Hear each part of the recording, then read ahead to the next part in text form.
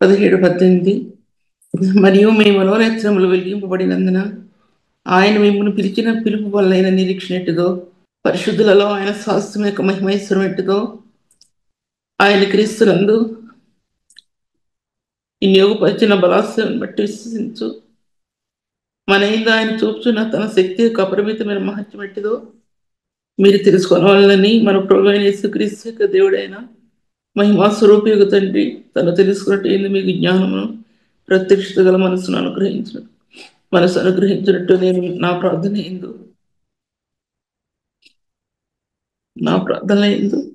మిమ్మల్ని గురించి విజ్ఞాపన చేస్తున్నాను. ప్రార్థిస్తున్నాం. తండ్రి వందనములు ప్రభా, మీ నామం బట్టి మీకు వందనములు తండ్రి. ప్రభా, ఇంతవరకు ప్రకటించిన వాక్యం వేరు, ఇప్పుడు ప్రకటించే వాక్యం వేరు. ప్రభా, మీరు నడిపించే మార్గాలు మాకు తెలియదు ప్రభా. లోతైన మార్గాల్లో మీ శిలువను చూసి ధైర్యం తెచ్చుకొని ప్రభా, ఆ కొరకు ప్రాణం పెట్టిన నిన్ను చూసి ధైర్యం తెచ్చుకొని నీ సేవలు ప్రభు మేము ముందుకు వెళ్ళడానికి చూపిన ద్వారాలు గొప్పవి తండ్రి. ప్రభు, ప్రతి బలహీనత నుంచి విడిపించి ప్రభు నీ ఆత్మలో మమ్మల్ని పరిపూర్ణలుగా చేయమని యేసు నామములో స్తుతించి వేడుకుంటున్నాను తండ్రి. ఎఫెసీయులకు రాసిన పత్రిక అపోస్తలుడైన పౌలు ఎన్నోసార్లు ధ్యానించాము ఈ వాక్య భాగాన్ని, లెక్కలేని సార్లు. బైబిల్ అంతా ఆది కాండం నుంచి మొదటి వచనం నుంచి ప్రకటన గ్రంథంలో ఎక్కువ ధ్యానించలేదు.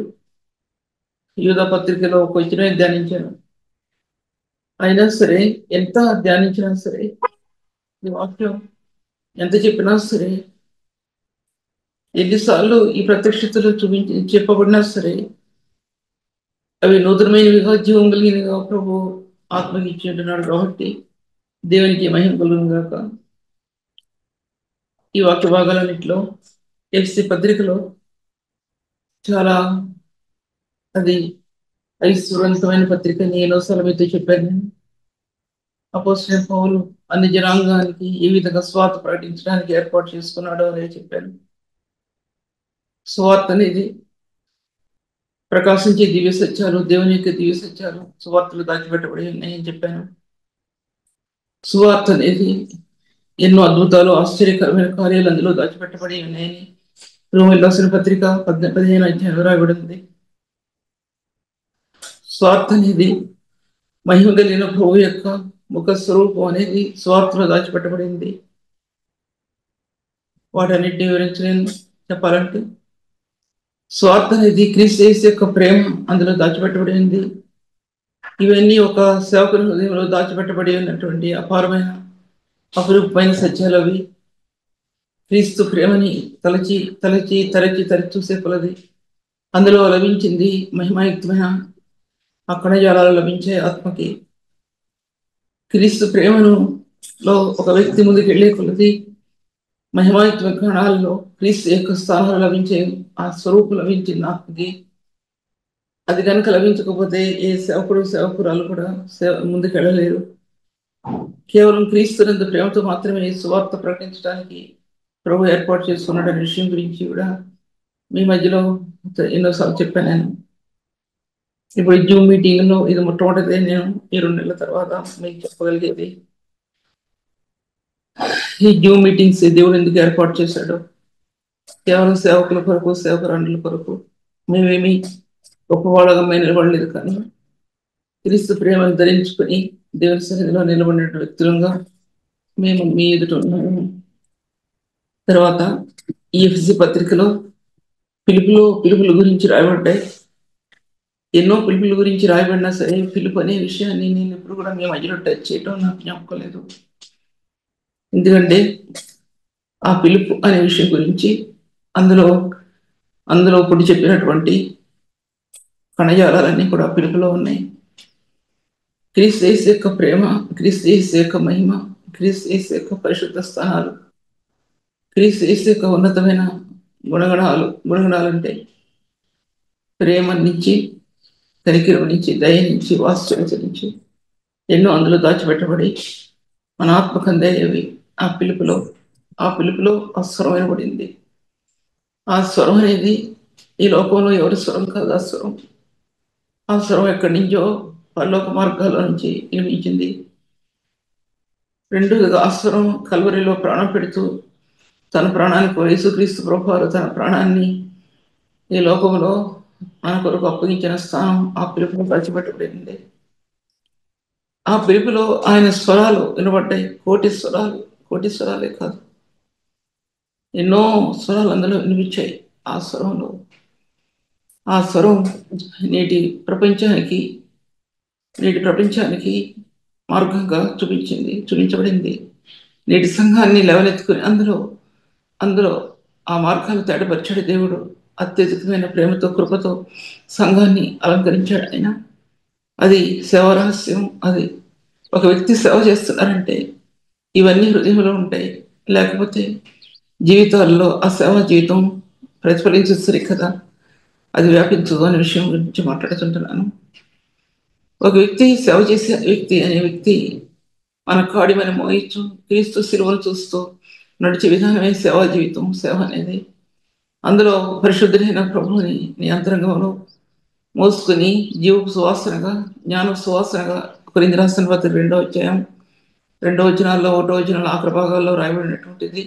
జీవపు సువాసన, జ్ఞాన సువాసనగా మనం ప్రకటించడం అనేది అది అత్యున్నతమైన స్థానం. మన స్వార్థ వ్యాపించేయడంలో ఆ జీవం లేకపోతే కనుక అది ప్రబలదు. సువార్తలో ఆ జ్ఞానం, దాచబడిన సువార్తలో జ్ఞానం ఆత్మకు అందకపోతే సేవ ప్రబలదు. జ్ఞానం మన జ్ఞానం కాదు, క్రీస్తు యేసు విమోచనలో దాచబడిన జ్ఞానం. అది నేటి పరిశుద్ధులకు ఇచ్చిన జ్ఞానం ఒక ఆత్మకు అందకపోతే ఆ వ్యక్తి సేవా జీవితంలో పరిమళించరు.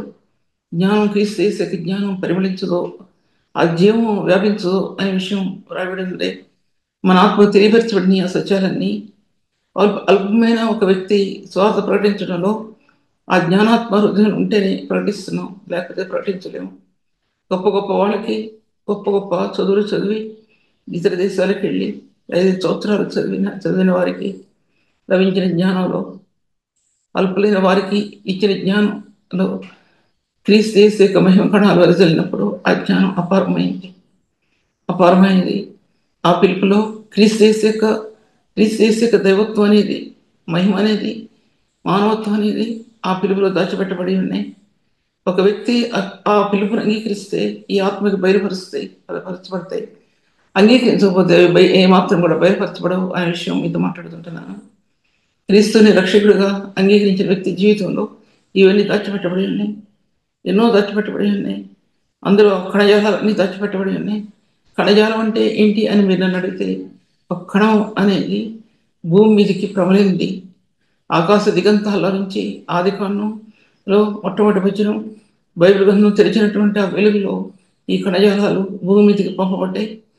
మహిమాయుక్తమైన కణజాలాలు భూమి మీదకి పంపబడి ప్రపంచమంతా కూడా ఆ కణాలతో నింపట్టడానికి నేటి సైన్స్ అనుకున్నట్లుగా ఆటమ్స్ అనే పదం అనే మాట ఎన్ని భూమి మీద తర్వాత అంతరిక్షంలో ఒక మానవుల్లో ఉన్నటువంటి ఆ జీవకణం, ఆ మానవులో ఉన్నటువంటి ఆటమ్స్ అనే పదాలు కాదు, అవి కణజాలాలు సముద్ర దిగంతాల్లో ఇసుకలో నుంచి అంతరిక్షంలో నక్షత్రాల వరకు అవి దాచిపెట్టబడి ఉన్నాయి. దానిలో వీటన్నిటిలో అద్భుతమైన శక్తి ఇమిడి ఉందని ఎన్నోసార్లు చెప్పాను నేను. అది దేవుని యొక్క అద్భుతమైన శక్తి భూమి మీదకి విడుదలైంది. ఆది కాండంలోనే ఆ వెలుగు భూమి మీద తీసుకురాబడింది. ఆ వెలుగు అనేది సామాన్యంగా ఎవరు తలంచేది కాదు, తలంచడానికి వీల్లేదు. ఏదో వెలుగు వచ్చిందని అనుకోవడానికి వీలేదని ఎన్నోసార్లు చెప్పాను. నాకు అర్థమయ్యే కొలది నేను మీతో మాట్లాడుతుంటున్నాను. నేను గ్రహించే కొలది నేను మీతో మాట్లాడుతుంటున్నాను. అందులో ఆ ప్రేమ కణం, ఆ జీవ కణం భూమి మీదకి పంపబడింది. నిర్జీవమైన భూమిలో, చీకటిలో ఉన్నటువంటి ఈ భూమిలో, వెలిగే లేనటువంటి ఈ భూమిలో వెలిగించడం మాత్రమే కాదు, ఆది కాండంలో ప్రభు ఆయన స్వరూపం, దర్శనాలు, మహిమా స్వరూపం, దర్శనం అనేది ఆది కాండంలోనే భూమి మీదకి బయలుపరచబడింది. అది దేవుని వాక్యంలో మొట్టమొదటి మాటగా ఒక జీవకణం, ప్రేమకణం అనేది బైబిల్ గ్రంథానికి మొట్టమొదటిగా రూపొందించబడింది. పరలోకంలో ఉన్నటువంటి బైబిల్ గ్రంథం భూమి మీదకి మార్గం తెరవబడింది. అది సిలువ యొక్క మార్గం. అది క్రీస్తు ఈ సిలువ అనుభవం. అది దానికి ముందుగా కొన్ని వేల సంవత్సరాలకు ముందుగా భూమి మీద ఈ జీవరాశి లేనప్పుడు ఆయన ఆయన తన జీవాన్ని భూమి మీద పంపించాడు ప్రభు. ఆయన అందులో ఆ కణంలో ఆ కణంలో ఒక్కడు మాత్రమే కాదు, ఎన్ని గుణగణాలు ఉన్నాయో అన్ని గుణగణాల యొక్క మార్గాలు సారం అంతా కూడా ఆయన భూమికి పంపించాడు. ఆయన అదే కాలంలోనే అందులోనే ప్రభు ఆయన తన ప్రియమైన సంఘాన్ని రూపించాడు. దాంట్లో రూపించడం మాత్రమే కాదు, అన్ని జనులు ఎదురుతో పాటు సమాన వారసుని సత్యాన్ని భూమికి పునాది వేయబడకమని రాసిన పత్రిక కూడా అధ్యాయంలో ముందు భాగంలో భూమికి పునాది వేయబడకమని ఆయన జ్ఞాపకం చేసుకున్నాడు. అటువంటి సత్యం అపోస్తలుడైన పౌలు 2 కొరింథీయులకు రాసిన పత్రికలో 4వ అధ్యాయంలో మహిమను గురించిన జ్ఞానం తెలియచెప్పడంలో ఆ మహిమను గురించిన జ్ఞానం తనకి ఎలా అందిందో అనేది నేటి పరిశుద్ధులకు అందడానికి ప్రభు ఆ దినాల్లోనే ద్వారాలు తెరిచాడు. శిలోకి అంటుకట్టి, ఆ ప్రేమకు అంటుకట్టి, రక్తానికి అంటుకట్టి, అందులో మహత్తరమైన శక్తిని ఆత్మకు అంటుకట్టి, అందులో ఆ యొక్క మార్గాలు ఆత్మ తెరిచాడు. పరిచర్య అందులో నుంచి ఇవ్వబడింది సుమా. అది లేకుండా పరిచర్య లేదు. ఆ పరిచర్య కోసం ఈ లోకంలో పరిశుద్ధులు పడే వేదన, పరిశుద్ధులు పడే ఆరాటం అది చాలా ప్రాముఖ్యమైంది. అనుకుంటాం చాలాసార్లు మన కుటుంబాలు ఎలా నడుస్తాయో, మన కుటుంబాల్లోకి ఎలా శ్రమ తీరుద్దో, మన బిడ్డల జీవితాలు ఎలా పైకొస్తాయో, మనకు డబ్బు లేదు, మా ఆర్థిక పరిస్థితుల్లో ఉన్నాం మనం అనుకుంటాము. అటువంటి పరిస్థితుల్లో ఆయన హస్తం, దయగలిగిన హస్తం, ప్రేమ కలిగిన హస్తం మనల్ని ఆదరించి, మనల్ని బలపరిచి, మనం నడిపిస్తుందనే సంగతి ఎంతమందికి తెలుసు ఆలోచించండి. మా అమ్మగారికి 7 పిల్లలు అని చెప్పాను నేను. మా డాడీ పోలీస్ ఆఫీసర్ అని కూడా ఎన్నోసార్లు చెప్పాను. ఎందుకు చెప్తున్నానంటే ఆ విషయం గురించి చాలా బలమైన సాక్ష్యం అది. కాబట్టి అప్పుడప్పుడు ఒకసారి 2 సార్లు నేను చెప్పినా సరే మా సొంత విషయాలు చెప్తున్నాను అనుకోవద్దు. ఎందుకంటే అదెంతో ఉపయోగకరం అయితేనే మీతో నేను మాట్లాడతాను. ఉపయోగకరం లేనివి మీ మధ్యలో నేను మాట్లాడను. దేవుని చిత్తం నెరవేర్చడం మాత్రమే మాకు సంతోషం, కానీ మన స్వకీయమైన ఆశల్ని కోరిక నెరవేర్చుకుంటా దేవుని చిత్తం కాదు. మన ఘనతను చూపించడానికి అది దేవుని చిత్తం కాదు. 7 పిల్లలను పెట్టుకొని, అందరూ చిన్న పిల్లలు పెట్టుకుని, ఎవరు చదువులు మనే చదువు పూర్తి అవ్వలేదు. నా చదువులో కూడా డిగ్రీ చదువుతున్నాను. మిగతా వాళ్ళు ఇంటర్మీడియట్, ఇంకా మా 3 తమ్ముళ్ళు, 2 తమ్ముళ్ళు, చెల్లివాళ్ళు 7, 5, 3, 4 చదువుతున్నారు. అటువంటి సమయంలో ప్రభు ఎలా పోషించాడు. ఆకాశ పక్షులకి ధాన్యం సమకూర్చే దేవుడు, అడవిలో కాకులకు ఆహారం ఇచ్చిన దేవుడు అలాగే పోషించాడు. అధికారంతో కొన్ని ఉద్యోగాలన్నీ తొలగిపోయినప్పుడు మిగిలింది మా యొక్క సొంత గృహంలో ఒక ఇల్లు, మామిడి తోట మిగిలింది. చెప్పాలంటే ఆ పరిస్థితుల్లో దేవుడు ఎలా పోషించాడు అనేది గొప్ప సంగతి. మట్టిలో నుంచి తీసిన ప్రభు ఆ విధంగా కుటుంబాన్ని పైకి తీసుకొస్తూ వచ్చాడు. అత్యధికమైన తన ఐశ్వర్యంతో నింపుతూ వచ్చాడు ప్రభు. ఆ తల్లి చేసిన ప్రార్థన కుటుంబాలు కట్టింది. ఇన్ని దేశాల్లో తిరుగులాడుతూ పరిచయం చేస్తూ నిలబడినటువంటి మా కుటుంబ తమ్ముళ్ళు, మా చెల్లి, వీళ్ళందరూ ఇక్కడ ఇండియాలో మేము చేసే పని బాహటంగా అందరికి గొప్ప చేసే పరిచర్య కాదు. ఇది చేసే పరిచర్య కాదు. అందరి ఎదుట నిలబడి చెప్పుకొని మేమేం చేస్తున్నామని చెప్పేది కాదు. ఆ సిలువ వేళల్లో ఆ సిలువ రక్తంలో ఆహుదాలు పెట్టుకొని ఎవరికి కూడా కనపడకుండా, ఎవరిని ఆశ్రయించకుండా ఆ వేళల్లో ఆ రక్తంలో ఏకమై ప్రభు ప్రేమకి లొంగిపోయి చేసే పరిచర్య ఇది. అందరూ చూచేది, అందరూ జైలు కొట్టేది కాదు. ఎవరెవరన్నా తల వంచాలి, ఎవరైనా దూషించినా తల వంచాలి, ఎవరైనా మాట్లాడినా తల వంచాలి. నువ్వు చేసేది ఏంటి అనుకున్నా సరే తల వంచాల్సిందే. ఎందుకంటే మన ప్రభు అంతర్ముఖమైన వాడు ఆ విషయం చూపించబడుతుంది. అందుకోసం అపోస్తలుడైన పౌలు ఎఫెసీ సంఘానికి రాస్తూ మేము పిలిచిన పిలుపులో ఆ నిరీక్షణటువంటిదో ఒకసారి చూసుకుంటాను. ఎలా పిలిచాడు ప్రభు మిమ్మల్ని, ఆ నిరీక్షణ ఏంటి? మిమ్మల్ని పిలిచిన ఆ పిలుపులో అన్నాడు ఆయన. ఆ పిలుపులో మాధుర్యం ఒలికిపోయి తేనె పట్టు నుంచి తేనెదారులు ఎలా ఉలికాయో ఆయన ఈ ప్రపంచానికి ఆ పిలుపులో ఆ యొక్క తారలు మధురమైన ఆ దారులు పాప పంకితమైన ఈ లోకంలో పాపంలో కొట్టులాడుతున్న మనిషి యొక్క జీవితంలో ఆ మాధుర్యం తేనె అందులో పడిపోయింది. అది ఒక వ్యక్తి సేవ చేయడంలో ప్రాముఖ్యమైనది. అది పడిపోయింది హృదయంలో. దానికోసం పరిశుద్ధ లెక్క తప్పన, నీ పరిశుద్ధ లెక్క తప్పన అది జ్ఞాపకం చేసుకోవాలి. దేవుని వాక్య భాగంలో అందులో ఆ పిలుపులో ఎంత మాధుర్యం ఉందంటే, అందులో ఎంత ప్రేమ దాచిపెట్టుబడి ఉందంటే, చిన్నపిల్లలు సైతం యవనస్తులు సైతం ఆ ప్రభువుని మణించారు. ఎందుకంటే ఆ మాధుర్యాన్ని పొందిన వ్యక్తి వెనక్కి తిరగకుండా నడిచారు. ఆ మాధుర్యం అటువంటి, ఆ పిలుపులో ఆ ప్రేమ అటువంటిది. ఆ ప్రేమకు దాసులైపోయారు ఎంతోమంది. ఎందుకంటే వాళ్ళు విడిచిపెట్టకుండా వెంబడించింది వీరు వాళ్ళు ఆ ప్రభువుని వెంబడించారు. అది ప్రేమ యొక్క బంధం అనేది. నీవు సేవ చేయటంలో, మీరు సేవ చేయటంలో, నేను సేవ చేయటంలో రహస్యం అది దాని ముందు ఏది నిలబడలేకపోయింది. ఆ ప్రేమ ముందు ఏమి నిలబడలేకపోయాయి. అది పర్వతంలో తొలగిపోయాను, మెట్టలు తత్రీలను నా కృప ఎలా నేను విడుదల అన్నాడు. అలాగే ఆ ప్రేమ లేదు. ఆ ప్రేమను ఎమడించినటువంటి ప్రియులు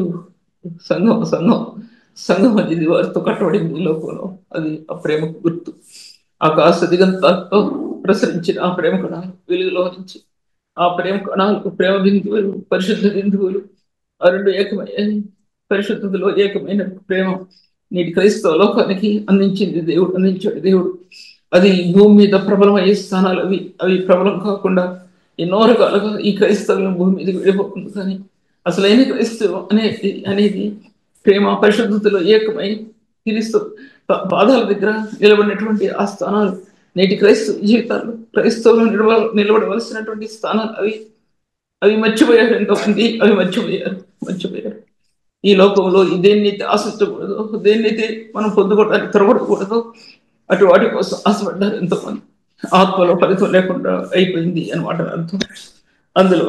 అందులో మాధుర్యం అనేది అది ఉన్నతమైన స్థానంలో తీసుకొచ్చింది. నువ్వు ఏ తిన్నా సరే అది చూడలేదు దేవుడు. అందులో తన మాధుర్యాన్ని కలిపాడు. మనం ఎలా ఉన్నా సరే అందులో తన ముక్కాంతిని కలిపాడు. ముక్కాంతి ప్రకాశింపజేశాడు ఆయన. ఆకర్షణ, క్రీస్తునందు ఆకర్షణ. నా తండ్రి ఆకర్షించుకుంటే ఎవరు నా ఇద్దరు రాలేరన్నాడు ఆయన. అటువంటి ఆకర్షణ ఇందులో దాచిపెట్టబడింది అనే విషయం, మన పరిచయంలో దాచిపెట్టబడింది అనే విషయం జ్ఞాపకం చేసుకోవాల్సింది. ఎందుకంటే ఎంతోమంది తలంచినట్లుగా ఇదేమి మనకి బయటికి చూపించుకునేది కాదు. ఇది అంతరంగంలో ఉన్న ప్రభుని మనం వద్దన్నా మన అంతరంగం బయటకు వచ్చేస్తుంది. మనం చెప్పకూడదు అనుకున్నా మన అంతరంగం ఇందులో నుంచి బయటకు వచ్చేస్తుంది. ప్రభు యొక్క ప్రేమ యొక్క కార్యక్రమం అటువంటిది. ఇది చెప్పకూడదు అనుకున్నా ఈ ప్రేమ తొందర చేస్తుంది, బలవంతం చేస్తుంది. ఇది బలవంతం చేస్తుందంటే ఈ యొక్క ప్రేమ కణాలు, ఈ లోకంలో చీకటి కణాలలో ఈ ప్రేమ వెలిగించే దీపం అయిపోయింది. జ్ఞాపకం చేసుకోవాల్సింది. ఎన్నో ఉన్నతమైన స్థానాలు ఇందులో చూపించబడ్డాయి ఈ ప్రేమలో. బైబిల్ గ్రంథం అంతా కూడా ఈ ప్రేమకి కనెక్ట్ చేయబడింది. ఎంతో మంది తలంచినట్లుగా ఏదో ప్రేమ అని చెప్పేది కాదు. ఇది తీరదు ప్రేమ. ఎందుకంటే భూమి పుట్టక మునుపు నుంచి భూమి అంతమయ్యే వరకు ఈ ప్రేమ భూమి మీద నిలబడి ఉంది. ఆకాశాలు నశించబోతాయి కానీ భూమి గ్రంథం చుట్టబడుతుంది. కానీ ఈ కలవరి ప్రేమ మాత్రం ఒక మనిషి జీవితంలో నుంచి తొలగిపోలేదు అనే విషయం చెప్పబడుతుంది దేవుని వాక్యంలో అన్ని స్థానాలు చెప్పబడుతున్నాయి. తర్వాత ఈ జీవులైన వాక్యాన్ని మీరు వినటానికి వచ్చినందుకు మీరు ధన్యులు. వినటానికి వచ్చిన మీరు ఇటువంటి ధన్యత ప్రభు మీకు ఇచ్చినందుకు మీకు ఎన్నో వందనాలు. ప్రభువుకి మహిమ కలుగును గాక. ఎందుకంటే ఎంతమంది ఈ స్థానాన్ని సద్వినియోగం చేసుకోలేకపోతున్నారు. మీ గొప్పవాడుగా మీ దగ్గర నిలబడలేదు, కానీ అల్పులుగా యోగ్యులుగా నిలబడినటువంటి మా జీవితాల్లో ఈ పరిచర్య విలువైన పరిచర్య ఇచ్చాడు దేవుడు. విలువైన పరిచర్య, దేనితో దేనితో కొలవలేనిది, దేనితో అంటుకట్టబడలేనటువంటి పరిచర్య ప్రభు. అనుగ్రహించాడు. యథార్థవంతులకు ఆయన తోడుగా ఉండటం మాత్రమే కాదు, యథార్థవంతులకు ఆయన ఏమీలను చేయమానడు. నా సన్నిధిలో నిలబడగలిగిన వారెవరు? నా పరిశుద్ధ భరత మీద నిలబడదగిన వారెవరు? యథార్థమైన ప్రవర్తన కలిగి నీతిని అనుసరించు హృదయపూర్వకము నిజం పలుకోవాడే. ఒకటో కీర్తన 15 రాయబడింది. నా పరిశుద్ధమైన సన్నిధిలో నిలబడిన వారెవరు? ఎవరు నిలబడుతున్నారు పరిశుద్ధమైన సన్నిధిలో? ఈ లోకంలో ఎన్నో ఉంటాయి నీ హృదయాన్ని పాడు చేయడానికి, లేకపోతే ఎన్నో ఆర్థిక పరిస్థితులు ఉంటాయి, ఎంతో కలవరం ఉంటుంది హృదయంలో. కుటుంబం ఎలా గడుస్తుందా అనేది, ఎలా గడుస్తుందా అనేది ఉంటుంది. దీన్ని మా అమ్మయ్య గురించి చెప్తాను. నేను కొన్ని విషయాలు చెప్పలేదు ఎందుకంటే ఎన్ని కష్టాలు పడినా సరే ఒక 3 నెలలు మేము చాలా అధికమైన కష్టాలు పడ్డాం. మా విలేజ్లో చాలా కష్టాలు పడినా సరే శ్రేష్టమైన ఆహారంతో పోషించాడు ప్రభు. శ్రేష్టమైన ఆహారం, సమృద్ధైన ఆహారంతో పోషించాడు. ఆ 7 పిల్లల్ని పెట్టుకుని తల్లి ఉదయకాలం 4 గంటలు వేసి ప్రార్థన చేస్తుంటే నా చెవులారా నేను అన్న విషయాలు అవి. ఆ ప్రార్థన ఆ హృదయంలో ఎక్కడ కన్నీటించుకో కానీ, మమ్మల్ని చూసి ఏడవడం కానీ, అమ్మ ఎలా గడుస్తుందా అని అనటం కానీ, ఆ బెల్లతనం కానీ ఎప్పుడు కూడా ఆలోచించలేదు. ధైర్యంతో ప్రభు మనకున్నాడమ్మా, ప్రభు మనకున్నాడమ్మా అనే 2 మాటలు తప్పితే ఇంకా ఏ మాట ఆమె నోట్లో నుంచి రాలేదు. మా డాడీ అంత మంచి వ్యక్తి కూడా అంత వ్యతిరేకతలో ఒక పక్క ఆయన ఎదుర్కొని ఒక పక్క ప్రార్థన చేస్తూ మమ్మల్ని దాచుకుంటూ నడిచిన వ్యక్తి మా తల్లిగా చెప్పాలంటే. అంత అంత ప్రార్థన జీవితాన్ని కలిగిన తల్లులు మీలో కూడా ఎంతమంది ఉండొచ్చు. ప్రార్థన అనేది క్రీస్తు ముఖ స్వరూపంలోకి నీ ఆత్మ ప్రయాణించడం చూస్తావు. ప్రార్థన అనే తెర, అది మహిమాయుక్తమైన తెర. నీ అంతలో ఉన్నతమైన స్థానాల్లో నిలబెట్టినటువంటి ఆ మహిమాయుక్తమైన తెరలో నీ హృదయంతరంగం ప్రభుత్వం చూడటానికి దేవుడు అనుమతిస్తాడు. అది 2 కొరింథీయులకు రాసిన పత్రిక 3వ ఆఖరి భాగంలో ప్రభు ఆత్మ అని రాయబడింది. ప్రభు ఆత్మ, అంతరాత్మలో ప్రభు ఉన్నటువంటి స్థానాలు, ఆత్మ సంబంధమైన స్థానాలు అవి చాలా మహిమాయుక్తమైనవి. ఎందుకు మహిమాయుక్తమైన పదాన్ని ఎన్నోసార్లు ఉపయోగిస్తారంటే, ఒక వ్యక్తి సేవా జీవితంలో క్రీస్తు పరిశుద్ధ రక్తంలో తన స్థానాలు ఏర్పరచుకున్న వ్యక్తి జీవితంలో ముందుకెళ్ళే కొలది మహిమాత్మక అర్థం అవుతుంది. అది పునరుత్థానం యొక్క మహిమది.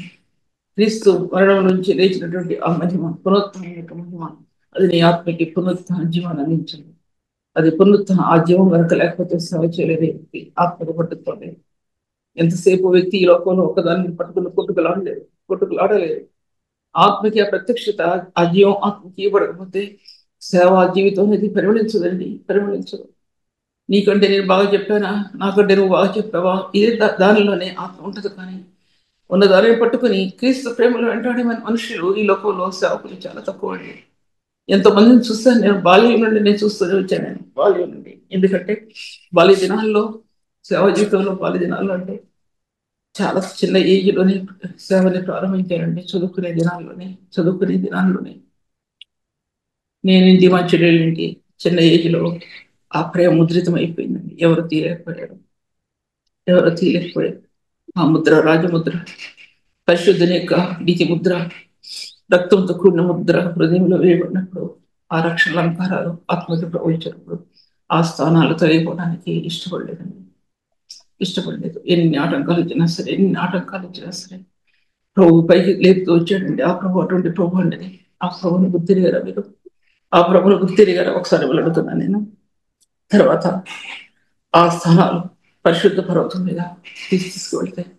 పరిశుద్ధ పర్వతం మీద రూపాంతర అనుభవానికి మీ అంతర్య స్థానాలను తీసుకెళ్తాయండి. అక్కడికి రూపాంతర అనుభవం అంటే ఏదో అనుకోవద్దు. ఎన్నిసార్లు మీరు చెప్పిన ఆ విషయాలు మీతో మాట్లాడట్లేదు. రూపాంతర అనుభవం అనేది ఒక పుస్తకరూపంలో ప్రచురించబడవలసిన స్థానాలు అవి. ఎందుకంటే రూపాంతరం కొండ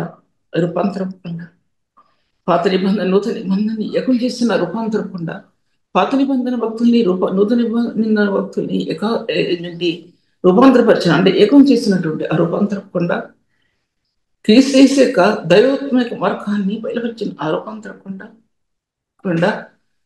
తర్వాత మోషే లాంటి భక్తులు ఆ ఖరాను చూడనప్పుడు, కానానికి వెళ్ళడానికి అనుమతించినప్పుడు మోషేను ఆ రూపాంతర కొండలో అనుభవంలో తీసుకువెళ్ళి దేవుడు క్రీస్తుతో తన అనుబంధాన్ని సంబంధాన్ని బయలుపరిచిన ఆరుపంతరకుండా నూతన నిబంధన భక్తుల్లో యెహోను యాకోబు పేతురు అను వారికి రాబోయే దేవుని స్థానాల్ని ఆ సేవని ప్రకటించినటువంటి బయలుపరిచినటువంటి ఆరుపాంతరకుండా వారు ఏం చేయవలసింది పాయింట్స్ చెప్తున్నా మీకు. నేను దయచేసి జ్ఞాపకం పెట్టుకోండి. నేను మీరు చెప్పలేను. నా కాగితాలు ఇక్కడ ఉన్నాయి. నేను మీతో మాట్లాడుతున్నా. ఆ రూపాంతరకుండా మీద నేను ఎక్కిస్తాడు. దీన్ని సాధించినప్పుడు నేను ఎక్కిస్తాడు అక్కడ రూపాంతరకొండ మీద. ఆయన యొక్క తేజోమయమైన స్థానాలు నీ ఆత్మ చూపించి ప్రార్థన ఎలా చేయాలో చూపించి చెప్తాడండి. చెప్పసఖ్యంగా మూలులతో వేదన పడే స్థానాలు మీ ఆత్మకు అనుగ్రహించబడతాయి. అది రోమి రాసిన పత్రిక 8వ అధ్యాయం రాయబడ్డాయి. వేదనతో కూడినటువంటి ఆత్మ యొక్క స్థానాలు నీకు అనుగ్రహించబడతాయి.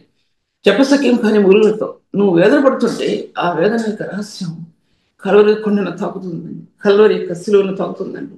ఆ శరీరాన్ని తాకుతున్నప్పుడు ఆ మూలుగులు వేదన పడుతున్నప్పుడు సూర్యకాంతిలో నుంచి ఆ జీవకణాలు భూమి మీదకి ఎలా ప్రసరించబడతాయో ఆ విధంగా కలవరి రక్తంలో నుంచి ఆ జీవకణాలు నీ ఆత్మను ప్రసరించబడటం నువ్వు మీరు చూస్తారండి. అది ఆత్మలో తేజోమయమైనటువంటి మహిమా స్థలాలు, తేజోమయమైనటువంటి ఉన్నతమైన స్థలాలు నీ ఆత్మకి ఇవ్వటం నువ్వు చూస్తావు. లేకపోతే ఇన్ని సంవత్సరాలు పరిచయం చేస్తున్నా ఈ నూతనమైన మార్గాలు ఎలా తెరబడుతున్నాయి? ఏడ్చాను సమయంలో, ప్రభా ఎలాగా చెప్పేది పరిచర్య, ఎన్ని చెప్పినవి ఉన్నాయి ప్రభా, ఎలా చెప్తాను ఇప్పుడు నేను?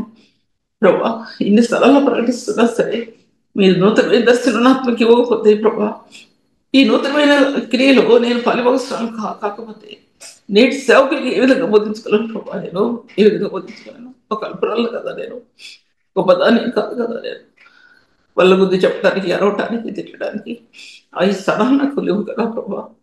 నీ యొక్క పరిచర్యలో అలోతైన స్థానాలు ఇవ్వగలగాలి కదా. కొంతమంది కన్నా మేలు కలగాలి కదా. కొంతమంది కూర్చున్నా ఇక్కడ వారు కన్నా మేలు కలగాలి కదా ప్రభా.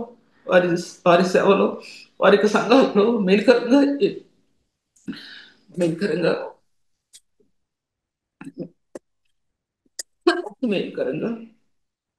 ఈ పరిచర్య కొనసాగాలి కదా ప్రభా.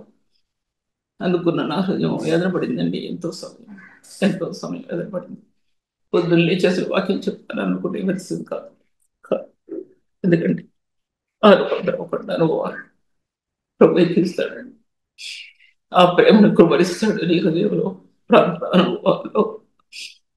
అనుభవాల్లో ఆ రూపాంతరకొండ తన శిష్యులకు చూపినటువంటి ఆ యొక్క దర్శనం అనేది అది దర్శనం జీవమైన దర్శనం, సజీవమైన దర్శనం. అది ఆ దర్శనం, అటువంటి దర్శనం ప్రభు బైబిల్ గ్రంథంలో దాచిపెట్టాడండి. అది మన ఊహల్లో తలంచే దర్శనాలు కావు. ఆ దర్శనం అనేది ప్రత్యక్షపరచబడింది. క్రీస్తు యేసు యొక్క జీవాన్ని, సత్యాన్ని ప్రత్యక్షపరిచింది. ఆ ఆ శిష్యుల్ని బలపరిచింది. ఆ దర్శనంలో జీవం పొందుకొచ్చింది. అందులో ఆయన యొక్క నిబంధన రక్తంలో నుంచి వచ్చినటువంటి ఆదర్శం, క్రీస్తు యొక్క శిలువ యొక్క దర్శనానికి ముందు, మార్గాలకు ముందు నిలబడినటువంటి రూపాంతరపు అనుభవాలు నీ అంతర్యాన్ని రూపాంతరపరుస్తుంది క్రీస్తులో. ఆ విధంగా రూపాంతరపరచబడకపోతే 2 కొరింథీయులకు రాసిన పత్రిక 3వ అధ్యాయంలో ప్రభువే ఆత్మ అని చెప్పినటువంటి ప్రభు యొక్క ఆత్మ తన దేవుని యొక్క మహిమను అర్థం వలె ప్రతిఫలింప చేయొచ్చు.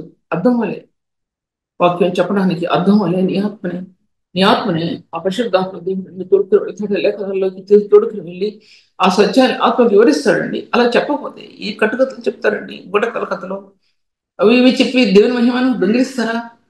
దేవునికి శక్తిని దొంగిలిస్తారా? తిట్టి దేవుని మహిమను దొంగిలిస్తారా? ఇష్టానుసారంగా మాట్లాడి ఎంతోమంది పరిశుద్ధులు నిలబడి ఉంటుండగా, ఎంతోమంది ప్రియులు నిలబడి ఉంటుండగా ఎన్నో సంఘాలు ఇష్టంగా తిడతారండి. వాళ్ళు ఎంతో పరిశుద్ధులు అనుకుంటారు, కానీ కూర్చున్న వాళ్ళు కూడా ఎంతో పరిశుద్ధులని తెలియక తిడతారు. ఏంటి దేవుని సంఘం యొక్క అమూల్యత ఏమైపోయింది? ఆ సార్వభౌమత్వం ఏమైపోయింది? దేవుని యొక్క మార్గాలు ఏమైపోయింది? ఉన్న వాక్యం చెప్పలేని స్థితిలో దూషించి ఇతరులని వాక్యం పోషించగలరండి. ఆ వాక్యం అది వాక్యమేనా అనుకుంటా చాలాసార్లు. అటువంటి జరుగుతుంది నేటి అంత్యకాల దినాల్లో. అటువంటి జరుగుతుంది. సాతానిక శక్తులతో సంఘం సాధారణ శక్తి చేతుల్లో వెళ్ళిపోతుందని సంఘదారు హృదయాలు తెలియదు. తెలియదని విషయంలో మాట్లాడుతుంటున్నాను. తర్వాత ఆయన జీవితం, ఆయన ఆ ఉన్నతమైన పర్వతాల మీద, రూపాంతర కొండలు, ఎత్తైన కొండ మీద ఉన్నటువంటి ఆ యొక్క అనుభవం 133 దావీదు కీర్తనలో సియోను కొండ మీద దిగవచ్చు హేమ మంచు, అటువంటి స్థానాల్లో నుంచి దిగి వచ్చిన మంచు నేటి సంఘానికి కావాలని, అది కావాల్సింది. రూపాంతరపరచబడిన నీ హృదయం క్రీస్తులో, మహింపరచబడిన నీ హృదయంలో వచ్చి ఆ మంచు నేటి సంఘానికి కావాలండి. అది ఐక్యతను చేస్తుంది, లేదా ఐక్యత చేర్చదు. అది ఐక్యతను తీసుకొస్తుంది. సంఘం వ్యవధిలో ఐక్యత అండి. ఎన్నోసార్లు మన జీవితంలో మనకి ఎదురవుతాయి. ఎన్ని ఎదురవుతాయి అంటే వ్యతిరేకత, చాలా వ్యతిరేకత. అది సాతానిక శక్తుల యొక్క ప్రభావం. అది ఎంతో వ్యతిరేకత. దాని నుంచి విడుదల పొందడానికి మనం ఎంత ప్రార్థన చేయాలో. ఒక్కోసారి మన సొంతంలో కూడా వ్యతిరేకత చూపిస్తారు. దుష్ట శక్తుల యొక్క ప్రభావం అది. ఎంత ప్రార్థన చేస్తే తప్ప దాని నుంచి మనం విడుదల పొందలేమండి. ఆ విషయం మాట్లాడుతున్నాను మీతో. చూసినట్టయితే కనుక అందులో ఆ ప్రభుత్వం ఇచ్చిన పిలుపులో ఆయన కన్నీరు దాచిపెట్టబడి, ఆయన కన్నీరు దాచిపెట్టబడిందంటే ఆయన కళ్ళు అగ్ని గోడల్లాగా అయిపోయాయి. కన్నీరు కార్చి అగ్ని గోడలాగా అయిపోయి ఆయన కళ్ళు. ఎవరి కోసం అంటే నీకోసం, నా కోసం, నీకోసం, నా కోసం. ఈ మానవుని నాశనం చేయడానికి ప్రభు ఇష్టపడతాడు. ఆయన పడిన వేదన, ఆయన పడినటువంటి, ఆయన కార్చిన కన్నీరు ఆ పిలుపులో దాచిపెట్టబడి ఉందండి.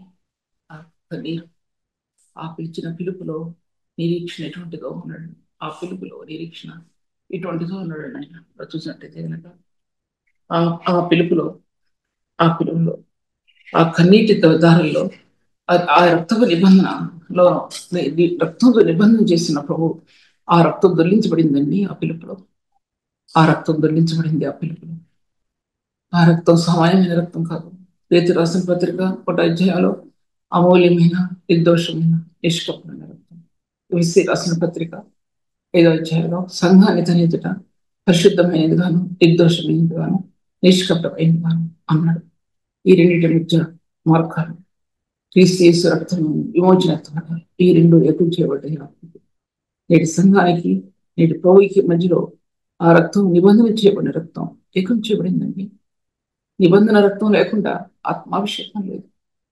నిబంధన రక్తం ఆత్మ శుద్ధీకరించకుండా ఆత్మ అందరినీ అభిషేకించడం సాధ్యపరచబడదండి. ఆ రెండు కలుస్తుంది. హెబ్రీ రాసిన పత్రిక జ్ఞాపకం లేదు కానీ నిత్యమైన ఆత్మతో తాను నిర్దోషునిగా అర్పించుకున్న క్రీస్తు రక్తం రెండు ఏకమైంది. అంతర్యంలో రక్తం క్రీస్తు మనకు చిందించిన రక్తం నీ అంతర్యంలో ఎన్ని స్థలాల్లో చోటు చేసుకుంది. పాపం మీద విజయం. నేను యవనస్తులు నడిపించాలంటే ఆ విజయం ఆత్మలో యవనస్తులు ఉన్నప్పుడు లభించిందా? ఏసేవి జీవితం లాంటి జీవితం ఆత్మలో ఉంటే, అటువంటి ఏసేవులు ఉంటే వాళ్ళు వేదన పడతారండి యవనస్తులు నడిపించడానికి. అయ్యో, ఏసేవి లాంటి వ్యక్తులు ఉంటే వేదన పడతారండి యవనస్తులు నడిపించడానికి. పనికిరాని కట్టుకథలు తీసుకొచ్చి మన స్వతంత్రం అక్కడ నిర్మించడానికి కాదు. వేదన పడుతూ కలువరి రక్తం నీరు వేదన తీసుకొస్తుంది యవనస్తులు. ఏసేపు లాంటి వాళ్ళు ఉంటే తమ విడుదల కోసం తల్లిదండ్రులు నీరే ఏడుస్తారండి పిల్లల కోసం. ఈ గర్భం నుంచి బయటపడక మునిపే, ఎక్కడో వచ్చిన తర్వాత 3 సంవత్సరాలు కాదు, నీ గర్భంలో నుంచి బయటపడక మునిపే ఆ కన్నీరు ఆ గర్భం మీద పడుతుందండి. చెప్తున్నాను, అనుభవంతో చెప్తున్నాను. ఉట్టి మాటలు మీతో నేను చెప్పడం లేదు. ఎక్కడో చూసి నీ విన్న విషయాలు మీతో చెప్పడం లేదు. ఆ ప్రేమ ఎక్కువగా తలంపు నీ హృదయంలో ఉంటే నీ కన్నబిడ్డని నువ్వు ప్రేమిస్తామని ఎలా ప్రేమిస్తామంటే అపరూపంగా నా ప్రభు యొక్క రక్తం నా బిడ్డ మీద పడాలని వేదనతో, కోరికతో నీ జీవితాలు ముందుకెళ్తాయండి. అటువంటి వ్యక్తులు కావాలండి సంఘంలో. అటువంటి సేవకులు కావాలి సంఘంలో. ఎవరైనా సరే అటువంటి వ్యక్తులు అటు యవనస్తుల్ని పోషించడానికి పరిశుద్ధులలో అంటాడు అపోస్తలుడైన పౌలు 2వ కొరింథీ రాసిన పత్రికలో, నేను జ్ఞానం వ్యక్తంగా నేను మీతో బోధించడం లేదు, దేవుడు అనుగ్రహించినటువంటి ఆత్మ ఒప్పుదలలో అన్నాడు ఆయన. నేను అనేక మాటలు నేను జ్ఞాపకట్లేదు నాకు. పరిపూర్ణమైన వారి మధ్య జ్ఞానాన్ని బోధిస్తున్నాను. నిరర్ధకమైపోతున్న ఈ లోకాధికారుల జ్ఞానం కాదు, దేవుని జ్ఞానం మర్మంగా బోధిస్తున్నాను నేను. ఆ మర్మంగా సంఘాన్ని పోషించాలండి నేటి సేవకులు. మర్మమైన రీతిగా అదండి మరియా యేసేపు యొక్క జీవితంలో క్రీస్తు మర్మం అండి. అది మర్మం చెప్పాలి. బాహ్యమైన విషయాల్ని ఇష్టానుసారంగా మాట్లాడటం. మర్మం, అది మర్మంగా ఉంచబడింది, రహస్యం. అది సంఘానికి క్రీస్తుకున్న రహస్యం. రహస్యం అది సంఘానికి క్రీస్తుకున్న రహస్యం. ఒక సేవకునికి సంఘానికి, సంఘంలో క్రీస్తుకి కలిగి ఉన్న రహస్యం సంఘంలో ఇప్పారాలి. జ్ఞానం ఇప్పారాలండి. జ్ఞానంతో దేవుడు అనుగ్రహించు. ఆ జ్ఞానంతో నా సామర్థ్యంతో కాక రూమ్లో ఏంటి కొద్ది రాష్ట్ర పత్రిక 4వ అధ్యాయంలో పూర్తిగా నడుచుకుని దేవుని వాక్యం మంచి అంజనగా బోధింపగలవు సత్యములు ప్రత్యక్షపరచడం వలన మమ్మల్ని మేమే దేవుని ఎదుట దేవుని ఎదుట మా మనస్సాక్షిని విప్పించుకుని మనస్సాక్షి విప్పించబడాలని ఆయన సరిధిలో మనస్సాక్షి విప్పించబడుతుందండి ఆయన సరిధిలో. ఎలాగా కుయుక్తిగా నడుచుకోకుండా దేవుని వాక్యాన్ని మంచిగా బోధించకుండా సత్యాన్ని ప్రత్యక్షపరచడమే మా యొక్క ఆత్మ స్థాయి ఉండాలి. ఆత్మస్థాయి, సత్యం నిలబడే స్థాయి. ఆయన మార్గం సత్యం జీవం అయిన ప్రభువుని ప్రత్యక్షపరచడంలో మనస్సాక్షి మనస్సాక్షి అది పరిశుద్ధపరచబడటమే కాకుండా మనస్సాక్షిని దేవుని మెప్పించబడాలని. పరిశుద్ధపరచబడిన మనస్సాక్షిలో ఆ జీవం ప్రత్యక్షమైనప్పుడు దేవుడు దాన్ని ఎంత ఉన్నతమైందని ఎంచుతాడంటే అంత ఉన్నతమైనదిగా ఎంచుతాడు ఆయన. అటువంటిది ఆ జ్ఞానం ప్రత్యక్షపరచబడింది హృదయంలో. ఎప్పుడో ప్రత్యక్షపరచబడలేదండి. ఆది కాండం వెలుక్కలుగా అనేది మహిమాజ్ఞానం భూమి మీదకి పరిశుద్ధంలోనికి పరిశుద్ధపరచబడిన వారిలోకి దిగి వచ్చిందండి మహిమాజ్ఞానం. లోకసభ జ్ఞానం ఎంత ఉండొచ్చు, సైంటిఫికల్గా ఎంత జ్ఞానం ఉండొచ్చు. ఆ దినాల్లో పరిశుద్ధులే శాస్త్రవేత్తలండి. ఆ దినాల్లో పరిశుద్ధులు శాస్త్రవేత్తలు. అక్కడి నుంచి వచ్చిందండి జ్ఞానం. జ్ఞానం అక్కడి నుంచి వచ్చింది. బైబిల్ గ్రంథం చదివి చూస్తే అర్థమవుతుంది జ్ఞానం ఎక్కడి నుంచి వచ్చిందో. ఎలా కట్టుకుందో 7 స్తంభాలు భూలోకంలో ప్రపంచంలో 7 స్తంభాలు కట్టుకుని నిలబడిందండి. సామెత రాసిన గ్రంథంలో ఉంది. జ్ఞానం 1 కొరింథీ రాసిన పత్రిక 1 అధ్యాయం 31 వచనంలో రాయబడి ఉందండి. ఆయన జ్ఞానం, ఆయన నీతి, జ్ఞానం, పరిశుద్ధ విమోచన, ఆయన ఆ జ్ఞానం నీకు లభించాలంటే నిర్గమకాండంలో వెల్లడపరిచిన ప్రభు ఆయన జ్ఞానాత్మకుడు ఒమ్నిసెంట్ అనే యొక్క మార్గం, ఆ కలయిక, ఆత్మ యొక్క కలయిక నీ రక్షణ మార్గంలో ఆ జ్ఞానం యొక్క కలయిక నీ ఆత్మకు అందుద్దండి. అది ఉట్టిగా తెచ్చుకొని పెట్టేది కాదు. అది నువ్వు గ్రహించడానికి అంత తొందరగా గ్రహించుకోలేవు. అంత తొందరగా ఆత్మలో ఎదిగేకులది, పరిశుద్ధతలో ఎదిగేకులది, ప్రేమలో ఎదిగేకులది. జ్ఞానం నీ ఆత్మకి ఇవ్వబడినప్పుడు ఆ జ్ఞానం ఎక్కడెక్కడ ఉపయోగించాలనేది దేవుడు ఆ పరిశుద్ధులకు చూపిస్తాడండి. అది మొదటి నిబంధనలో చెప్పబడి ఆ సత్యస్వరూపి ఆత్మ అని చెప్పబడిందండి. సత్యస్వరూపి ఆత్మ మేము అది సరసత్యంలోనికి నడిపించాం. ఆ జ్ఞానం బుద్ధివాక్యము జ్ఞానవాక్యము అన్నాడండి. దాంట్లో కొరింథీ రాసిన పత్రికలో బుద్ధివాక్యము జ్ఞానవాక్యము అన్నాడండి. దాంట్లో ఎంతో జ్ఞానం, సమృద్ధి అయినటువంటి జ్ఞానం ఈ బైబిల్ గ్రంథంలో నింపబడి ఉందండి. అక్కడి నుంచి వచ్చింది ఈ జ్ఞానం, లోకసంగమైన జ్ఞానం. లోకసంగమైన ఈ జ్ఞానం అంతా అక్కడి నుంచి వచ్చిందండి. ఆదికాండంలో, నిర్గమకాండంలో, ఆదికాండంలో ఉన్నటువంటి భక్తులు నోహకాలం వరకు జీవించున్నారు. నోహకాలం వరకు ఉన్నప్పటికీ ఆ జ్ఞానం ప్రబలింది. ఆ శిలువ యొక్క అంచులో వారు పట్టుకుని నిలబడ్డారండి. శిలువ రాలేదు, కానీ ఆ శిలువను క్రీస్తు యేసు యొక్క మార్గాన్ని తెడపరిచాడండి దేవుడు. ఆదికాండంలోని హానోకు దేవునితో నడిచాడు, నీళ్ళలో నడిచాడు. హానోకు అడుగులు వేసుకుంటూ ప్రభుతో పాటు పరలోక సంబంధమైన వాటిని చూపించాడు. నీళ్ళలో నడిచి ఆ మహిమా స్వరూపిని చూపించాడు.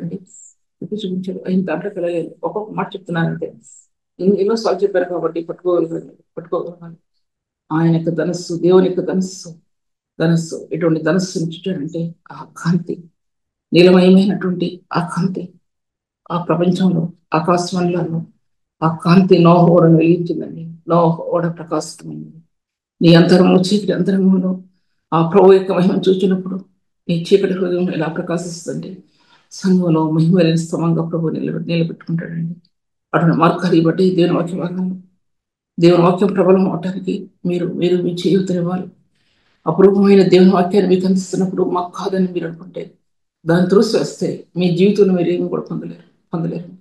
విలువైన సత్యాలు దేవుడు మీ ఆత్మలో పోస్తూ ఉంటే అనేక గ్రహించడానికి మీ హృదయాలు తెరవబడకపోతే ఈ వాక్యం కింద పడిపోద్దని నేను అన్ను.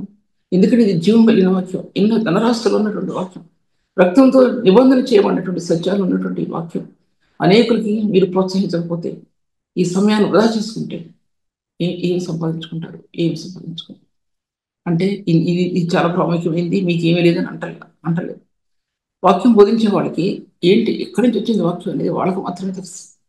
కూర్చున్న వాళ్ళలో ఎవరు పరిశుద్ధులో వాళ్ళకు మాత్రమే తెలుసు. రూపాంతరం కొండ మీద కాదు, ఇక్కడ జరగాలి ముందు నీ ఆత్మలో బోధించే వ్యక్తికి ఇచ్చి కూర్చున్న వ్యక్తికి ఆ రూపాంతరం ఇక్కడ జరగాల ముందు. ఇక్కడ జరుగుతుంది ఆ కొండ మీద జరుగుతుంది, ఇక్కడ జరగని వ్యక్తికి కొండ మీద జరగదని విషయాన్ని నేను మీతో మాట్లాడుతుంటున్నాను. తర్వాత దేవుని వాక్య భాగంలో అన్నాడు ఆయన, ఆ యొక్క పిలుపులో ఆయన కన్నీరు ఎలా కన్నీరు ఖర్చు అంటే సిలువలో ఆ భుజాన్ని పట్టుకొని సిలువ భుజాన్ని పట్టుకొని ఆయన కేకలు వేసిన కేక 7 స్వరాలు. మొట్టమొదటి స్వరం, రెండో 7 స్వరాలు. అందులో ఆ స్వరంలో ఆ పిలుపులో స్వరం మానవ కోటికి కూడా ఆ పిలుపులో కన్నీరు అందించబడిందని. అది ఒక యుగంలోనే కాదు యుగ యుగాల్లో నుంచి ఆ పిలుపు మానవ లోకానికి అందించబడింది. ఆ పిలుపులో నిరీక్షణ ఎటువంటిదో అన్నాడు దాంట్లో. అది 1 కొరింథీ రాసిన 13వ అధ్యాయము. విశ్వాసము, నిరీక్షణ, ప్రేమ నిలిచిన. అందులో ప్రేమ, విశ్వాసము, నిరీక్షణ మూడింటిలో శ్రేష్టమైనది ప్రేమ. ఈ ప్రేమలో నుంచి నిరీక్షణ బయలుపడింది, ఈ ప్రేమలో నుంచి విశ్వాసం బయలుపడింది. ఆ కలవరి ప్రేమనందు విశ్వాసం, అందులో నిరీక్షణ, ఆత్మకి లభించే నిరీక్షించడానికి లేని దానికోసం నిరీక్షించిన ఆ నిరీక్షణ, ఆ ప్రభు చేస్తాడనే నిరీక్షణ, ఆ ప్రభు జరిగిస్తాడనే నిరీక్షణ, ఒక విశ్వాస హృదయంలో దృఢ సంకల్పం సేవలు హెచ్చించేవాడు ఆయన, సమకూర్చేవాడు ఆయన, అందలా ఎక్కించి ఉన్నత స్థలాలు నిలబెట్టేవాడు ఆయనండి. మనం కాదు, మనం ప్రాకులాడటానికి కుదరదు. మనం ఏం ప్రాకులాడితే మనకి నష్టమే తప్ప లాభం దొరకదు. ఇక్కడ అడుగుతున్నాడు ప్రభు, యథార్థ హృదయంతో నువ్వు ప్రభు నేను వెంబడిస్తున్నావు. యథార్థ హృదయంతో ప్రభువుని నేను ఎలా వెంబడిస్తున్నావు? పరిశుద్ధ హృదయంతో ప్రభువుని ఎలా వెంబడిస్తున్నావు? ఒకసారి ఆలోచించాడు. యథార్థత, పరిశుద్ధత, నిర్దోషత్వం వారిని సంరక్షిస్తాయి. ఎటువంటి పరిస్థితుల్లో పరిశుద్ధ జీవితంలో ఉన్న ఆ కణాలు, యథార్థతలో ఉన్న ఆ కణాలు, అవి ఆత్మలో దాచిపెట్టబడి ఉన్నట్లు మార్గాలు, అవి కేవలం శిలో శక్తికి ఆకర్షితమవుతాయి. అట్రాక్షన్ దాంట్లో ఉంటుంది. మహిమయుక్తమైన ప్రేమకి, సిలువకి అట్రాక్షన్ అంటే అది ఎవరు తీసుకులేని ఆ బంధంలో హృదయం ఎలా ఉంది, ఎలా నిలబడింది, ఆ బంధంలో హృదయం ఎలా ఉంది, ఎలా నిలబడింది అనే విషయం ఒకసారి రచించారు. అపురూపమైన పరిచర్య ఆత్మ ప్రబంధం ఇస్తే ఎటు వంకర దారులు తొక్కుతున్నాం, వంకర ప్రేమలో వంకర దారులు, మనకు కానటువంటి వాటి కోసం వెళ్ళటం, మనకు కానటువంటి వాటి కోసం మాట్లాడటం, వ్యర్థమైన వాటిని మనసు పెట్టడం, కపటంగా ప్రమాణం చేయకు, వ్యర్థమైన దాన్ని మనసు పెట్టకు, వ్యర్థంగా ప్రమాణం చేయకు, నిర్దోషమైన చేతిలో నిర్దోషమైన కలిగి ఉండేవాడే అట్టివాడు నా సరిగా నిలబడేవాడు. యెహోవా పర్వతాన్ని ఎక్కదగినవాడు ఎవరంటే వాడు. దేవుని యొక్క పర్వతం మీద నిలబడిన వారు ఎవరంటే వారు. కపటమైన ప్రమాణాలు, వ్యర్థమైన వాటిని మనసు పెట్టడం, కపటంగా ప్రమాణం చేయలేవు, నిర్దోషమైన హృదయం, నిర్దోషమైన చేతుల్లో కలిగిన వాడు యెహోవా పరిశుద్ధ పర్వతాన్ని ఎక్కదగిన వాడండి. ఆ స్థాయిలో మనం నిలబడిన విషయాన్ని ఒకసారి యోచించుకోవాలి. విశ్వాసం, నిరీక్షణ, ప్రేమ ఊళ్ళో శ్రేష్టమైనది ప్రేమ. ఈ బైబిల్ గ్రంథం వాక్యంలో తీసుకున్నా, ఎన్నిసార్లు చెప్పినా, ఎన్నిసార్లు మాట్లాడినా, ఎన్ని పుస్తకాల్లోకి వెళ్ళిపోయినా, ఎన్ని వాక్య భాగాల్లోని ఉపదేశాలకు వెళ్ళిపోయినా వాక్యం నూతనమైనది. అది నూతనమైన జీవాన్ని ఇచ్చేది. ఎంత చెప్పినా మేము దాంట్లో ఒక లైన్ కూడా చెప్పలేదండి. బైబిల్ గ్రంథంలో ఒక లైన్ చెప్పలేదు. ప్రేమ అనే పదానికి అర్థం, దాని యొక్క వివరణ ఒక లైన్లో చెప్పలేదండి. ఒక లైన్ కూడా చెప్పలేదండి. బైబిల్ గ్రంథంలో 13 అధ్యాయంలో 1 కొరింథీ పత్రిక రాయబడింది కదా, మనుషుల భాషలతో, దేవదర్శుల భాషలతో నేను మాట్లాడాను, ప్రేమ లేని వాడనైతే ఏడ్చున్నాను. ప్రవచించు కృపావరణ కలిగి మర్మంతయు జ్ఞానమంతా ఎరిగిన వాడనైనా, కొండలను పెకిలింపగల పరిపూర్ణ విశ్వాసం గల వాడనైనా, ప్రేమ లేని వాడినైతే నేను ఏడ్చున్నాను. ఏ ప్రేమ అంటే నీ ప్రేమ కాదు, నీ గుండెలో పోయిబడిన క్రీస్తు ప్రేమ. ఆ ప్రేమతో నువ్వు ఏకమయ్యావా? ఎన్నిసార్లు ఏకమైతే నీ పరిచర్య అన్నిసార్లు ఆ ప్రేమ కణాలు వెదజల్లబడితే సుమా ఏంటి కణజాలం అని మీరు అనుకుంటున్నారేమో. ఏది లోకంలో నిలబడినటువంటి కణాలు, ఆ కణాలు లోకంలో మనుషుల మీద అది వారిని ఒప్పించడానికి కుమరించబడిన ఆ కణాలు, జీవ కణాలు, ప్రేమ కణాలు ఏమైనా అనుకోండి. ఆ కణాలు ఈ చీకటి లోయల్లో, చీకటి లోకంలో, ఈ చీకటి ప్రపంచంలో విరజిమ్మై అంటే అలా విరజిమ్మై అంటే అలాగా, దానికి మాట అలా విరజిమ్మై చెప్పాలంటే ఈ భూలోకంలో ఎక్కడ చూసినా ఎక్కడ చూస్తున్నాం? అవి లేకపోతే మానవుడు ఏ ఉపయోగం లేదు. ఒక కాలం వస్తుంది, భూమి గ్రంథం చుట్టూలో చుట్టపడుతుంది. అగ్ని స్వరూపంతో వస్తాడు ప్రభు. సీనాయి కొండ మీద అగ్ని స్వరూపంతో వచ్చిన ప్రభు కాదు. ఆ విధంగా రాడైనా అగ్ని జ్వాలల వంటి నాలుగు కలిగిన వాడు ప్రకటనలో చెప్తుంది. అపరంజిపోలిన పాదములు కలిగిన వాడు ఒకటను అయినటువంటి ప్రభు. ఎటువంటి స్వరూపంతో వస్తాడు? సీనాయి కొండ మీద వచ్చినటువంటి ప్రభు కాదు. సీనాయి కొండ మీద మోషే నిలబడి మాట్లాడినప్పుడు అది అగ్నిమయమైంది నిజమే. కానీ రెండవ రాకడలో ప్రభు భూమి అంతరించినప్పుడు ప్రభు వచ్చి ఆ మార్గాలు ఎవరు నిలబడగలరు? ఆయన ముందు గర్జించి సింహం అనే ఆయన వచ్చే ప్రభు. ఇప్పుడు ప్రభు మనకు కనబడేది మెల్లదైన స్వరం, నెమ్మదైన స్వరం మాత్రమే. నెమ్మదైన స్వరం మాత్రమే మనం వినగలుగుతున్నాం. కానీ అటువంటి స్వరాన్ని మనం వినలేదు. అటువంటి కరుణమైన ప్రేమలో నీ ఆత్మని ఏకం చేసుకుంటా ఒప్పుకుంటావా? హృదయంలో స్పందించడం లేదా చెప్పడానికి? ఏ విధంగా ప్రభుని ఇలా ఎరిగారు ప్రభు అని. ఆయన శిలువ రక్తంలో ప్రభు దాచబడిన ప్రభు అని, ఆ శిలువ స్వరూపాన్ని ఆత్మ ఎరిగిందా?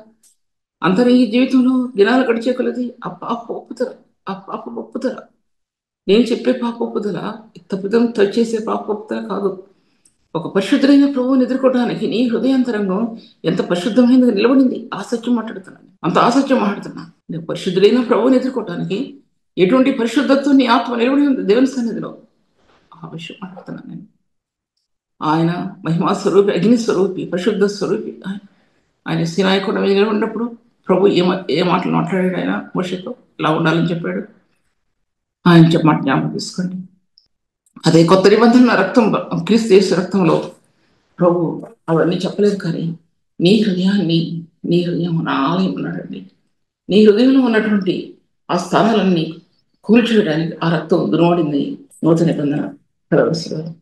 ఈ వాక్యాలు ప్రభు దీవించేదాకా అనేక మందికి ఆశీర్వాదకరంగా చేయండి. మళ్ళీ ఇదే వాక్యాన్ని ధ్యానిద్దాం. ప్రభు దీవించగా ప్రార్థించుకున్నాం. తండ్రి, మీ యొక్క దర్శన భాగ్యం ఎంత గొప్పది. ఎన్నో దర్శనాలు ఉండొచ్చు, కానీ ఆత్మకి ఇవ్వబడిన ప్రత్యక్షత అలాగ దర్శనం. తండ్రి, దర్శనం ఆత్మకి ఇవ్వబడిన ప్రత్యక్షత మీ శిలో యొక్క రక్తదారుల నుంచి పరిశుద్ధాత్ముడు ఆత్మకు అనుగ్రహించే సత్యం దర్శనం. అది ప్రభు, ఆ దర్శనం నువ్వు అనుగ్రహించినందుకు కొందాము తండ్రి. ఈ విడలందరినీ జీవించి ఎన్ని చోట్లకి ఈ వాక్యం వెళ్తుందో అన్ని స్థలాల్లో కూడా నీ జీవం తీసుకురావాలి ప్రభు. అందులో నీ శక్తి, నీ జీవం మాత్రమే దాచిపెట్టబడింది. కానీ నేను అనుకోవటానికి, నాదే అనుకోవటానికి దాంట్లో ఏ క్వశ్చన్ కూడా లేదండి. నా తండ్రి చేత ఆకర్షించబడుతుందని ప్రభు, నా ప్రభు చేత ఆకర్షించబడే పరిచర్యగా ఈ పరిచర్య ఉండాలని నా హృదయ వేదన తండ్రి. ఆశీర్వదించు, ఈ నీ బిడ్డలను ఆశీర్వదించు, ఈ పరిచర్యను ఆశీర్వదించు. యేసు నామములో స్తుతించి వేడుకుంటున్నాను తండ్రి. ప్రైజ్లాడమ్మా, చక్కని వర్తమానం తెలియజేశారమ్మా. దుఃఖపడుతూనే కూడా మీ కుటుంబంలో చాలా వెలితి కలిగింది. అయినప్పుడు కూడా నిజంగా మీకు ఒక నిరీక్షణ, మీ అమ్మగారి సాక్ష్యం ఎప్పుడు చెప్తా ఉంటారు మీరు. మేము కూడా చాలా సార్లు విన్నామమ్మా. నేను ఫస్ట్ స్టార్టింగ్ లో జూమ్ వేదికలోనికి వచ్చినప్పుడు అయ్యగారు చెప్పినప్పుడు నేను ఒక్కటే నిరీక్షణ, నేను ఒక్కటే ఆలోచన కలిగి ఉన్నాను. నేను కూడా వాళ్ళ అమ్మ ఏ విధంగా అయ్యగారు వాళ్ళ అమ్మగారు ఎలా ప్రార్థన చేసి వాళ్ళ పిల్లల్ని ఒక గొప్ప స్థాయిలోకి నిలబెట్టిందో, వాళ్ళ నాన్నగారు సహకరించకపోయినా నేను కూడా నా పిల్లల కొరకు నేను అలా ప్రార్థన చేయాలి అనుకుని ప్రతిరోజు నేను నా పిల్లల కొరకు ప్రతిరోజు ప్రార్థన చేసేదాన్ని. దేవుని యొక్క రక్తంలో వారిని ముద్రించేదాన్ని ప్రతిరోజు. నిజంగా మీ అమ్మగారి సాక్ష్యాన్ని బట్టి మేము చాలా బలపడ్డాము అయ్యా అమ్మా. మీరు చెప్పేటువంటి వర్తమానాలను బట్టి కూడా మేము చాలా బలపడ్డాము. న్యూటన్ డానియల్ గారి యొక్క విషయంలో అయితే చాలా దుఃఖకరమైనటువంటి విషయం అయినప్పుడు కూడా ఒక నిరీక్షణ, మనకు క్రైస్తవులుగా మనం అన్ని తెలిసినటువంటి వారం కనుక మనకు ఒక నిరీక్షణ కావాలి. కనుక ఆ నిరీక్షణతోటే మనం ఎదురు చూస్తూ ఉండాలి. ఏదో ఒక రోజు తను చూస్తాము అనేటువంటి విశ్వాసం మన అందరికీ ఉంది. మీరన్నీ అందరికీ బోధించేటువంటి వారు కనుక అమ్మా దుఃఖపడకండి. దేవుడు తన యొక్క కృప, ఆ లోటు, తను లేనటువంటి లోటుని దేవుడు పరిశుద్ధాత్మ కార్యం ద్వారా, పరిశుద్ధాత్ముడి ద్వారా మన మధ్యలో ఉండి వారి కుటుంబంలో ఉండి దేవుడు వారిని ఆదరిస్తారని మేము నమ్ముచున్నాం. వారి కొరకు మేము ఎంతగానో ప్రార్థన చేస్తున్నామమ్మా. ధైర్యంగా ఉండండి. దేవుడు కృపను దేవుడు మీ కుటుంబానికి ఆ లోటు తీర్చేసి దేవుడు సమృద్ధిని ఆ లోటును పూడుస్తాడని మేము ఎంతో ఆశిస్తూ వారి కొరకు మేము ప్రార్థన చేస్తున్నాము. చాలా థ్యాంక్స్ అమ్మా, చాలా థ్యాంక్స్.